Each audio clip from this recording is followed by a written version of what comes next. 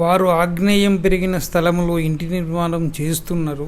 ఎలా మా ఇంటికి ఆగ్నేయం సవరించాలి అని వాళ్ళు ప్రశ్న వేయడం జరిగింది. మేము ఆ యొక్క స్థలానికి వెళ్ళి ఆ పిల్లర్స్ మొత్తం ఉలి లోపల పొడవు ఎన్ని ఫీట్ల ఎన్ని ఇంచులు, వెడల్పు ఎన్ని ఫీట్ల ఎన్ని ఇంచులు ఉన్నదో కొలిసి గణితము చేస్తే ఆ ఇంటికి అధిపతి అగ్నిదేవుడు అవుతున్నాడు.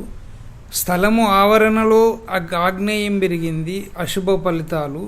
ఇంటికి అధిపతి అగ్నిదేవుడం కావడం వల్ల ఇంకా చెడు ఫలితాలు వచ్చేటువంటి అవకాశం ఉన్నది. కాబట్టి ఆ గణితాన్ని మార్చి ఇంటిని ధ్వజాయం గృహముగాను, ఇంటికి అధిపతిగాను ఇంద్రుని అధిపతిగా చేసి ప్లాన్ ఇవ్వడం జరిగింది.